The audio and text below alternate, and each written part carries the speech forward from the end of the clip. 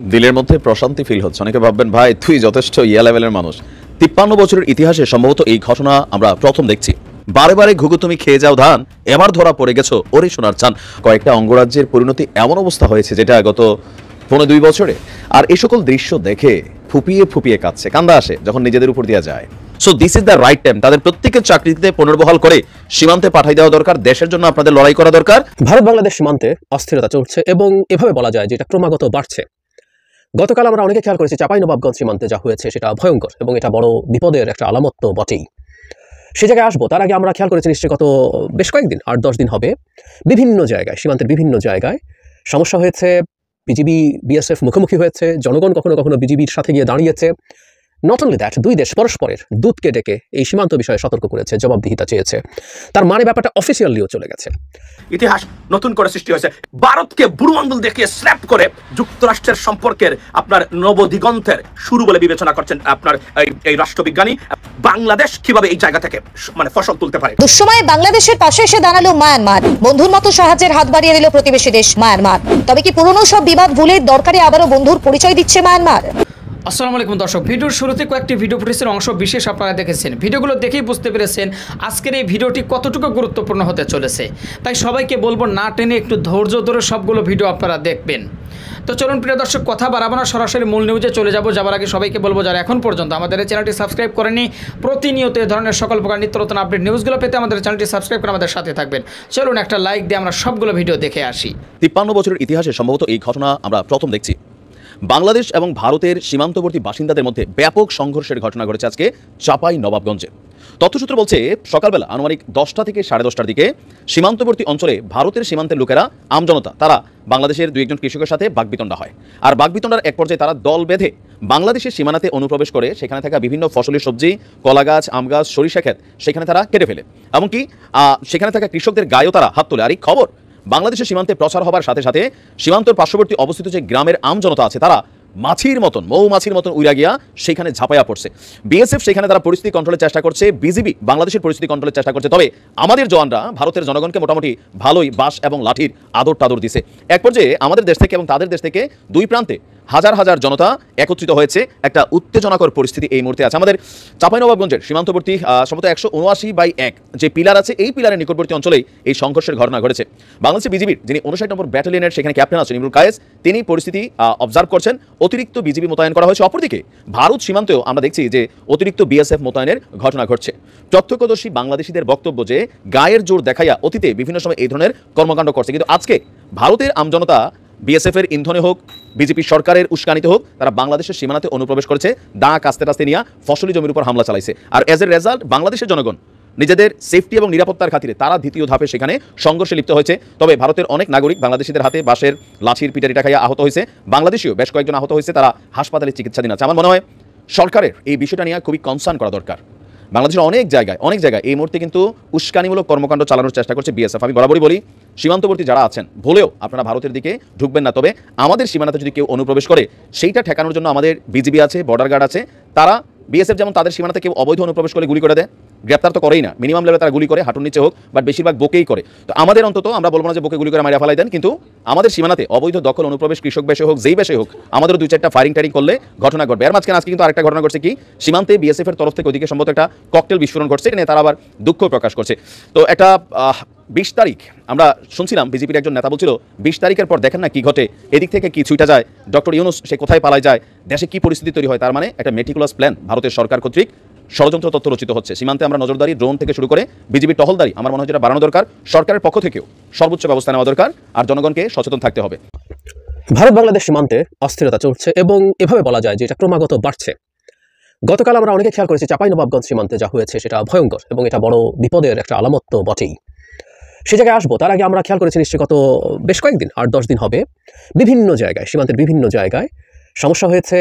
BGB BSF মুখোমুখি হয়েছে, জনগণ কখনো কখনো বিজিবির সাথে গিয়ে দাঁড়িয়েছে। নট অনলি দ্যাট, দুই দেশ পরস্পরের দূতকে ডেকে এই সীমান্ত বিষয়ে সতর্ক করেছে, জবাবদিহিতা চেয়েছে। তার মানে ব্যাপারটা অফিসিয়ালিও চলে গেছে। বেড়া দিয়ে মূল সমস্যাটা তৈরি হয়েছিল ভারতের কাঁটাতারের বেড়া দেয়া নিয়ে, মানে সীমান্তের সমস্যাটা।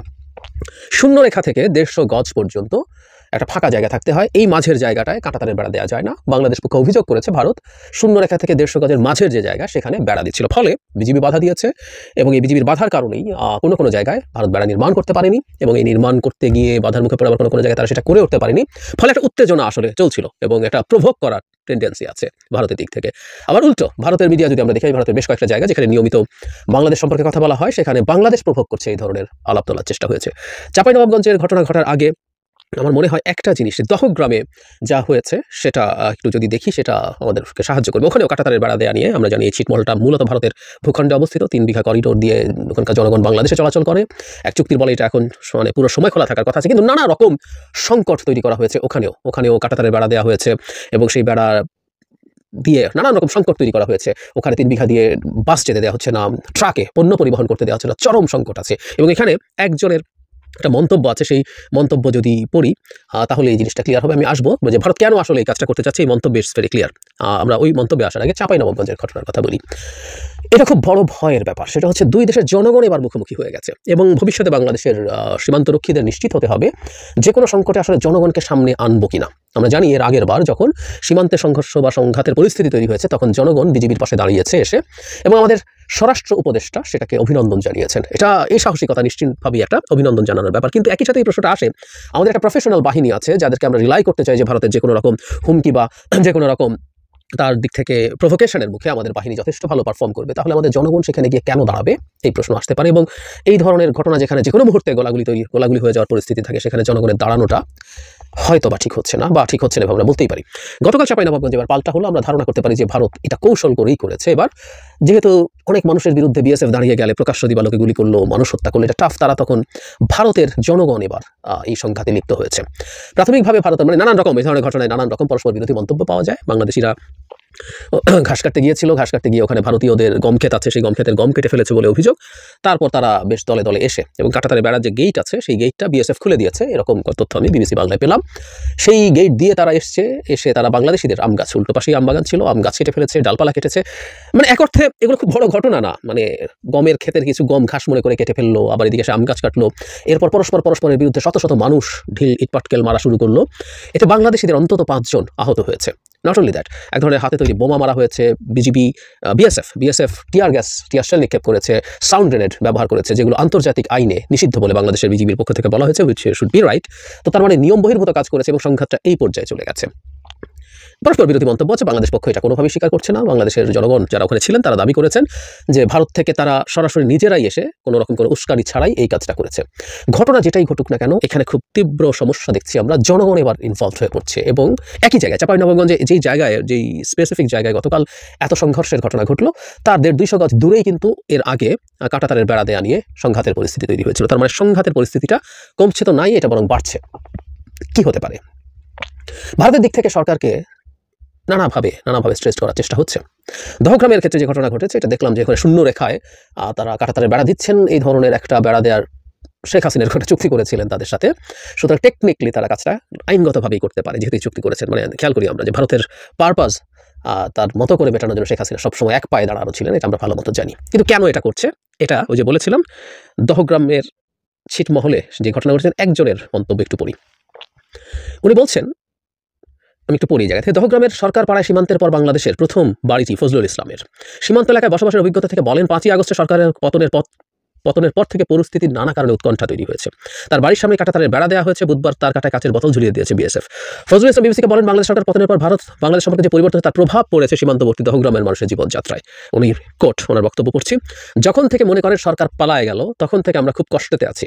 সমস্যা মনে করেন বেড়া কাটা যে দিল এটা একটা আতঙ্ক। শান্তিভাবে মনে করে 3 বিঘা করিডোর দিয়ে হাট বাজার করতে পারতেছি না। এই বেড়া কাটা দেওয়ার আগে মহিলা মানুষ ভাত নিয়ে যাইতেছে মাঠে, আমরা কাজ করতেছি, ওরা দিতেছে পিটান। তার মানে আমরা খেয়াল করি খুব স্পষ্টভাবেই, এবং যেটা আমরা সবসময় বলতে চাই, সরকার পালায় গেল। শেখ হাসিনা পতনের চাইতে জরুরি কথা, শেখ হাসিনা পালিয়ে গিয়েছিল, সেটা আমরা বলতেই থাকবো, বলে মানুষের স্মৃতিতে এটাকে জীবন্ত রাখবো। যাই হোক, শেখ হাসিনা পালিয়ে যাওয়ার পর থেকে সংকট বাড়ছে। ইনফ্যাক্ট এই রিপোর্টের বিস্তারিত জায়গায় একই ধরনের কথা এখানে উল্লেখ করা আছে। সুতরাং শেখ হাসিনার পতন এবং পালিয়ে যাওয়ার সাথে সীমান্তে উত্তেজনার খুব স্পষ্ট যোগাযোগ আছে, এর মধ্যে কোনো কনফিউশনের কিছু নেই। এখনও সীমান্তে ভারত মাঝে কিছু মানুষকে হত্যা করছে, আমাদের সরকার সেটার কঠোর প্রতিবাদ করছে, কিন্তু তারপরও তারা সেটা করছে। সুতরাং এই প্রেক্ষাপটে আমরা ধরেই নিতে পারি যে সরকারকে তারা নানাভাবে প্রভোগ করতে চাইছে। কিন্তু ওই যে বললাম, ভারত আবার উল্টো দাবি করছে। আমি সেই বিখ্যাত বা কুখ্যাত বা আমরা মাঝে মাঝে কথ্য ভাষায় সব কিছু ঐতিহাসিক বলি না, ঐতিহাসিক পালকি শর্মা যথারীতি সীমান্ত সংকট নিয়ে তার টেক আছে ফার্স্ট পোস্টে। সেখানে তিনি মানে আমাদের স্বরাষ্ট্র উপদেষ্টাকে এই দায়িত্ব দেওয়াটাকেও একটা প্রভোগ বলে দাবি করছেন, যে তিনি বিজিবির, তখন এটা বিডিআর ছিল, বিডিআরের চিফ ছিলেন এবং পরবর্তীতে যে বিডিআর ম্যাসাকার সেটার তদন্ত কমিটিতে ছিলেন, এগুলো প্রত্যেকটা তার অযোগ্যতা হিসেবে এখানে সে সামনে আনার চেষ্টা করছে। এবং আমাদের স্বরাষ্ট্র উপদেষ্টা দেশের ইন্টারনাল আবার সেই মানে তাদের ভাগ রচনার মতো মাইনরিটির উপরে টর্চার ইত্যাদি ইত্যাদি নিয়ে তাকে আবার এক হাত নেওয়ার চেষ্টা করলেন। এগুলো করে টোরে কিন্তু বাংলাদেশ প্রভোগ করছে, বলা হচ্ছে যে ভারত সে আইনি পথে কাজ করছে কিন্তু বাংলাদেশ এগুলোতে বাধা দিচ্ছে, যে সে তার কাঁটাতারের বেড়া তৈরি করছে, এগুলো প্রত্যেকটা বেআইনি কিছু করছে না, বাংলাদেশের বিএসএফ বিজিবি বরং বাধা দিয়ে প্রভোগ করছে। এবং হুমকি টুমকি তো আছেই যে বাংলাদেশ ভারতের মতো এটার সাথে করে কি করতে পারবে না পারবে। যে কথাটা বলতে চাইছিলাম, আসলে সীমান্ত সংঘাতটা এখন বিপজ্জনক দিকে যাচ্ছে, বিশেষ করে জনগণের মধ্যে যদি এই ধরনের পরিস্থিতি হয় এটা খুবই খুবই বিপজ্জনক পরিস্থিতি তৈরি করবে। কারণ হলো আমাদের জনগণ বিজিবি বিএসএফ অসীম সংখ্যক ওখানে থাকতে পারে না, একটা বর্ডারের কাছাকাছি বসবাস করা মানুষের মধ্যে, এবং এটা চাইলেও সম্ভব না যে তাদের মধ্যে দূরত্ব তৈরি করে রাখা। হয়তো এখন সংকট আছে বলে উভয় পাশে বিজিবি এবং বিএসএফ উভয়ের সংখ্যা বাড়ানো হয়েছে, কিন্তু এই সংখ্যা একইভাবে রেখে দেওয়া যাবে না। কিন্তু জনগণ যদি এই ধরনের সংঘাতে জড়িয়ে পড়ে, এই যে স্মৃতি আছে এটা ক্রমাগত বাড়তে থাকবে, তখন এইগুলো এক সীমান্তে না, এই একই ধরনের ঘটনা আরও অন্যান্য সীমান্তে ছড়িয়ে পড়তে পারে। এটা তখন আর শুধু বিজিবি বিএসএফ উত্তেজনা না, জনগণের সাথে জনগণের উত্তেজনা, মারামারি খুনাখুনি হতে পারে। এবং এই বাহানায় বিএসএফ তার মতো করে গতকাল যেমন টিয়ার গ্যাস এবং সাউন্ড গ্রেনেড ব্যবহার করেছে, এই বাহানায় সে গুলি করে মানুষ হত্যা করতে পারে। এটা আরেকটা উত্তেজনা বা উস্কানি তৈরির চেষ্টা খুব সহজভাবে সম্ভব, শুধু সরকারকে বিব্রত এবং বিরক্ত করার জন্য। এটা একেবারেই অসম্ভব কিছু না। আমি মনে করি আমাদের সীমান্তে যে জনগণ আছে এটা নিশ্চিতভাবেই একটা চমৎকার বীরত্বের প্রদর্শনী, দেশপ্রেমের প্রদর্শনী, যে আমাদের জনগণ একটা সংঘাতের সময় আমাদের সীমান্তরক্ষীদের সাথে দাঁড়িয়ে আছে। কিন্তু সীমান্তরক্ষীদের আসলে উচিত হবে না তাদেরকে সেখানে রাখা, তাদের সিকিউরিটির প্রশ্ন। যদি গুলি শুরু হয় তাহলে নিরস্ত্রী মানুষগুলো হত্যাকাণ্ডের শিকার হবে, আনট্রেইনড মানুষগুলো, তারা কোনোভাবে ট্রেইন নন। গুলি শুরু হলেও ইনস্ট্যান্টলি কী করতে হয় না হয় সেটা আমাদের সোলজাররা যারা আছেন বিজিবির, তারা সেটা ট্রেন্ড। আর একই সাথে জনগণকে সাথে রেখে এটা ফেস করার একটা ভালো দিক যেমন আছে, যে আমার জনগণ আমার সাথে আছে, আমার মনোবল সেটা বুস্ট আপ করে। কিন্তু পাল্টা ভারতের দিক থেকে এখন যা হলো, এটা আরও একটা বড় বিপদের ইন্ডিকেশন তৈরি হয়েছে বলে মনে হয়। বিজিবির উচিত হবে সীমান্ত এলাকায়, চাঁপাইনবাবগঞ্জ তো বটেই, যে কোনো সংঘাতের পরিস্থিতিতে জনগণকে অন্তত যাতে বিজিবির সাথে ওখানে একটা ফোর্স হিসেবে সে তাকে ভিজিবল না করে, সেটা ভালো হবে বলে আমার এখন বিদ্যমান প্রেক্ষাপটে যা ঘটলো। এর আগে যখন জনগণ দাঁড়িয়েছে সেটাকে আমি একটা পয়েন্ট অফ ভিউ থেকে খুব ভালো লেগেছে, আমি সেটা বলেছি যে ভারতের প্রতি মানুষের বিরুদ্ধে বাংলাদেশের অবস্থান ধরে রাখার জন্য, সার্বভৌমত্ব ধরে রাখার জন্য মানুষ এতটাই আবেগ আপ্লুত যে সে তার মৃত্যু হতে পারে এরকম একটা ঝুঁকির মধ্যে অস্ত্র ছাড়াই দাঁড়িয়ে যায়। কি কাজটা যে ইলিয়াস হোসেন করলো, আওয়ামী লীগ নেতাকে ডিজিএফআই এর প্রধানের বাড়ি থেকে কট করে দিল সাংবাদিক ইলিয়াস হোসেন ভাই। ইলিয়াস হোসেন ভাইয়ের যে একটা বাহিনী আছে, উনার যে একটা গোয়েন্দা সংস্থা আছে বাংলাদেশে, আজকে প্রথম প্র্যাকটিক্যাল আমি দেখলাম গোয়েন্দা সংস্থাটা। গোয়েন্দা সংস্থাটা হলো বর্তমান তরুণ সমাজ। ওই যে মিজানুর রহমান আজহারি সিলেটে গিয়া কইছিল জিএনজি, এই যে জিএনজি গ্রুপ, যে ইয়াং গ্রুপ এবার হাসিনাকে তাড়াইছে, এই গ্রুপ এখন একটা ইন্টেলিজেন্ট ব্রাঞ্চ হিসাবে কাজ করছে সাংবাদিক ইলিয়াস হোসেনের সাথে। আজকে তাদের এক সদস্য আল আমিন সরাসরি ডিজিএফআই এর প্রধানের বাড়ি থেকে গ্রেফতার করেছেন, পুলিশ নিয়ে নিজে গিয়ে গ্রেফতার করেছেন নরসিংদী জেলা আওয়ামী লীগের প্রচার সম্পাদক প্রিয় দর্শক, এবং সে কেন্দ্রীয় একটা উপকমিটির সদস্য। প্রিয় দর্শক, তাকে গ্রেফতারের দৃশ্যটা দেখে মনে হয়েছিল যে একটা সিনেমা চলতেছে। আপনারা যেরকম একটা ইন্টারেস্টেড নাটক বা সিনেমা দেখার সময় মাঝামাঝিতে বাদ দিতে পারেন না, শেষ পর্যন্ত কি বিষয়টা দেখা দরকার, অনুরূপভাবে একটা সিরিয়াল বানিয়ে ফেলেছে আজকে ইলিয়াস হোসেন ভাই।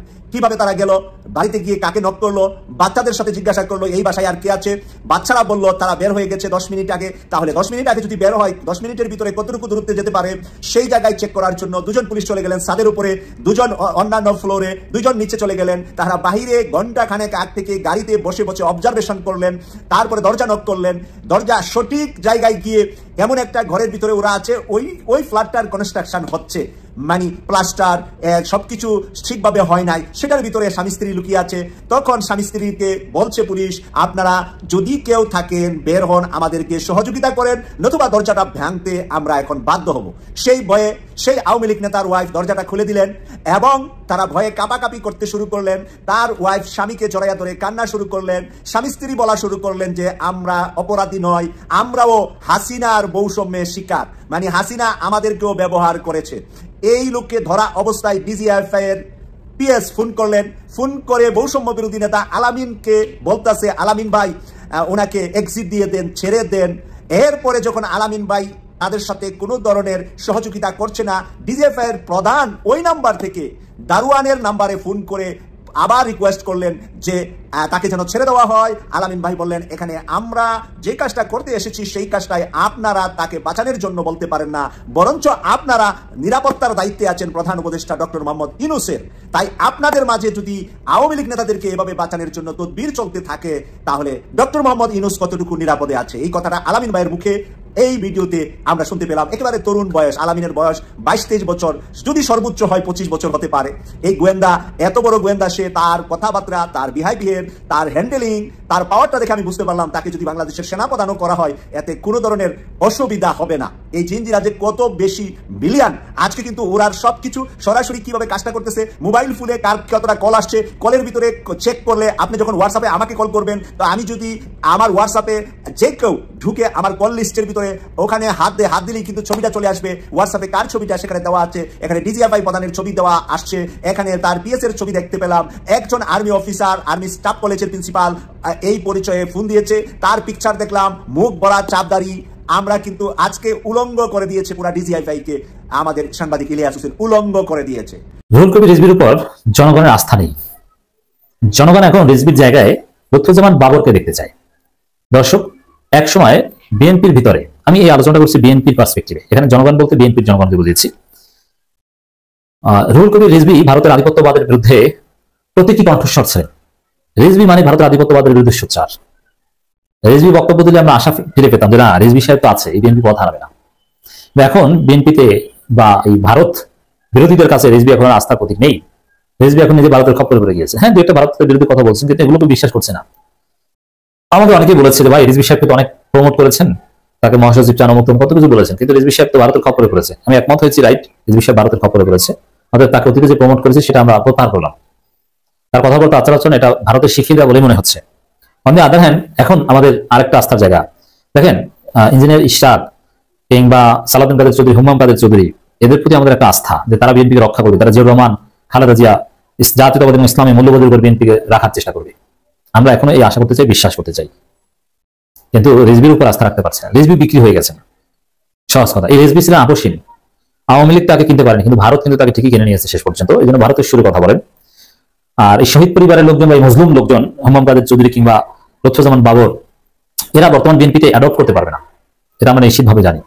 এই জন্য মাহমুদুর রহমান যেরকম বর্তমান বিএনপিতে অ্যাডপ্ট করতে পারেনি, এরকম বর্তমান ভারতের খাদে পড়া বা ভারতের খপ্পরে পড়া বিএনপি আসলে মাহমুদুর রহমান কিংবা এই ইলিয়াস পিনাকি কিংবা লুৎফুজ্জামান বাবর কাউকে ধারণ করতে পারবে না। অতএব রুহুল কবির রিজভি ভারতের বিরুদ্ধে বললে এটা এখন হাস্যকর মনে হয়, বরং জনগণ তাকিয়ে আছে যে লুৎফুজ্জামান বাবর কি বলে। বাবরের মুক্তি মানে ভারত কাঁপছে, জনগণ স্লোগান এটা, বাবর আসছে ভারত কাঁপছে, বাবর আসছে সেভেন সিস্টার্স কাঁপছে। তো বাবর মানেই বিএনপির ভয়ের কারণ। পাসপোর্ট বাতিল হওয়ার পরও শেখ হাসিনা কি স্ট্যাটাসে ভারতে আছেন সে প্রশ্ন তুলছেন বিএনপির সিনিয়র যুগ্ম মহাসচিব রুহুল কবির। পাসপোর্ট বাতিল হলেও একটা বিশেষ কার্ড সিস্টেমে যেটা দালাল আমাদেরকে দেয় ভারত, এভাবে অতিথি হিসাবে ভারত বিএনপিকে শেখ হাসিনাকে দীর্ঘদিন রক্ষা করতে পারে, রাখতে পারে। এটা ভারতের আইনে আছে, সমস্যা নেই। ট্রাভেল পাস দিতে পারে, ট্রাভেল পাস দেয়, দালাল আমাদের দেয়, এবং ট্রাভেল পাসের মাধ্যমে শেখ হাসিনা চাইলে অন্য দেশেও যেতে পারবেন। অর্থাৎ এটা ভারতের আইন রয়েছে। কিন্তু রিজভি ভারতের বিরুদ্ধে বলেন, ভারত রিলেটেড, ভারতকে জড়িয়ে হাসিনার বিরুদ্ধে বলেন, কিন্তু জনগণ এগুলো এখন আর আগের মতো আবেগের সাথে দেখে না, কারণ রিজভিকে ভারত কিনে নিয়েছে। জনগণ এখন দেখে বা চেনে হচ্ছে লুৎফুজ্জামান বাবরকে। তারেক রহমানের পর সবচেয়ে জনপ্রিয় বিএনপি নেতা লুৎফুজ্জামান বাবর, এবং বাবর বিএনপির লোকজন যে কতটা বিশ্বাসঘাতক হয় এটা বাবর জানতেন এবং বলতেন। এই জন্য আমরা বলবো যে জনগণ চায় বাবরকে। পাসপোর্ট বাতিল হওয়ার পরও শেখ হাসিনা কি স্ট্যাটাসে ভারতে আছেন সে বিষয়ে প্রশ্ন তুলেছেন বিএনপি সিনিয়র যুগ্ম মহাসচিব রুহুল কবির। তিনি বলেন তার 2টা পাসপোর্ট বাতিল হয়েছে, তারপরও এত বড় একজন দুর্নীতিবাজ ছাত্র জনতা হত্যাকারী ভারত তাকে কিভাবে রাখে, ভারত কিভাবে রাখে। আর আপনারা যে এখন ভারতের কথা চলছেন, ভারতের সেই 72 সংবিধান ভারতের বসে রয়েছে, সেটা আপনারা ঠেকিয়ে দিচ্ছেন, ভারতের সিলেক্ট করা রাষ্ট্রপতি চুপটুকে আপনারা রক্ষা করছেন, আপনারাই তো ভারতের পারপাস সার্ভ করছেন। আপনি কোন অধিকারে ভারতের বিরুদ্ধে বলেন? অতএব রিজভিদের কথার উপর কোনো আস্থা নেই। এখন খেলা হবে লুৎফুজ্জামান বাবরদেরকে নিয়ে। বাবর সাহেবরা কি বলে জিজ্ঞেস নিয়ে লাইন দিয়ে আসার পর আমরা অপেক্ষায়। তিনি বিএনপিতে যাবেন, বিএনপি কিন্তু বাবর সাহেবের পক্ষে কোনো কথা বলেনি, বাবর সাহেব ভুলে গিয়েছিল, তার মুক্তি চাই, তার মুক্তির জন্য কোনো কর্মসূচি দেয়নি, হরতাল দেয়নি, অবরোধ দেয়নি, কিচ্ছু করেনি। কিন্তু জামাত কিন্তু তাদের নেতাদের জন্য ঠিকই হরতাল অবরোধ দিয়েছে। আওয়ামী লীগ দুর্নীতি বর্ণনা করে শেখ হাসিনাকে শেষ করা যাবে না, তার উন্নয়নের নামে টাকা পাচার করেছেন অভিযোগ করে রিজভি বলেন তারা উন্নয়ন করতো, উন্নয়নের মধ্য দিয়েই তো টাকা পাচার করেছে, পাচার করা যায়। উন্নয়ন কি তার বাবার টাকা দিয়ে হয়েছে? উন্নয়নের নামে দেশে বিদেশে থেকে হাজার হাজার কোটি টাকা এসে পাচার করেছে, লুটপাট করেছে। যুক্তরাজ্যের একজন এমপি দুর্নীতি করেছেন এমন উদাহরণ পাওয়া প্রায় অসম্ভব বলে মন্তব্য করেন বিএনপি শীর্ষ নেতা। এই জন্য যুক্তরাজ্যের মতো পলিটিক্যাল সিস্টেম বাংলাদেশে ইন্ট্রোডিউস করতে চাই এবং এতে যথেষ্ট সময় লাগবে। যেমন টিউলিপ সিদ্দিক লন্ডনের বাড়ি বড় হয়েছে, লেখাপড়া করেছে, ইংল্যান্ডে একজন দুর্নীতি করবে এটা স্বপ্ন ভাবা যায় না, কিন্তু তার জিন বাংলাদেশে শেখ পরিবারে, সে ওখানে লেখাপড়া করে অপরজেন্টিক্যালি যে লাইন আছে সেই লাইন ক্রস করতে পারেনি। এই কারণে তারা বিশ্বের দুর্নীতির প্রমাণগুলো বেরিয়ে আসে সারা বিশ্বের। ঠিক আছে, আর বিএনপি যে দুর্নীতি করেছিল বা এখনো করে, চাঁদাবাজি লুটপাট করে, এটাও আমরা স্মরণ করে দিচ্ছি এই বিষয়কে। যদি বলেন রূপপুর পারমাণবিক প্রকল্পে রাশিয়ার সঙ্গে শেখ হাসিনা ও সজীব ওয়াজেদ জয় $500 কোটি চুক্তি করেছে, সেখান থেকে ডিল ঘুষ নিয়েছেন বলে অভিযোগ রয়েছে। মালয়েশিয়া একটি ব্যাংক থেকে সেই টাকা উত্তোলন করা হয়েছে, এটি সুস্পষ্ট প্রমাণ গণমাধ্যমে এসেছে। তো ধরা পড়ার কারণে কিন্তু এই বাংলাদেশ ব্যাংক কিংবা এই যে মালয়েশিয়ার একটা বিশেষ ব্যাংক, সেখান থেকে টাকা ওঠানোর সুনির্দিষ্ট প্রমাণ আছে ধরা পড়েছে বলেই কিন্তু টিএলএফসি থেকে পদত্যাগ করেছেন। প্রিয় দর্শক শ্রোতা, যে ভিডিওগুলো নিয়ে আজকে আপনাদের সম্মুখে হাজির হয়েছিলাম, সেই ভিডিওগুলো কিন্তু ইতিমধ্যেই আপনারা দেখে ফেলেছেন এবং সকলের কথাগুলো শুনে ফেলেছেন। তো অবশ্যই এবার আপনাদের মূল্যবান মতামত জানানোর পালা। আপনাদের কি মনে হয়, কি জানলেন বুঝলেন এই ভিডিও থেকে, সেটা অবশ্যই এখন আপনারা এই ভিডিওর কমেন্ট বক্সে আপনাদের মূল্যবান মতামত জানিয়ে দিন। আর হ্যাঁ, সবাইকে বলবো আমাদের এই চ্যানেল কিন্তু প্রতিনিয়ত এই ধরনের সকল প্রকার নিত্য নতুন আপডেটগুলো আমরা সবসময় দেওয়ার চেষ্টা করি। তো অবশ্যই আপনাদেরকে বলবো, যারা এখনও পর্যন্ত আমাদের এই চ্যানেলটি সাবস্ক্রাইব করেনি, প্রতিনিয়ত এই ধরনের সকল প্রকার নিত্য নতুন আপডেট নিউজগুলো পেতে আমাদের এই চ্যানেলটি সাবস্ক্রাইব করে আমাদের সাথে থাকবেন। আর ইতিমধ্যেই যারা সাবস্ক্রাইব করে দিয়েছেন তাদেরকে অসংখ্য ধন্যবাদ জানিয়ে ভিডিওটি এখানে শেষ করছি। সে পর্যন্ত সকলে ভালো থাকবেন, সুস্থ থাকবেন। আবারও দেখা হবে, কথা হবে নতুন কোনো টপিকে, নতুন কোনো ভিডিও নিয়ে। আল্লাহ হাফেজ।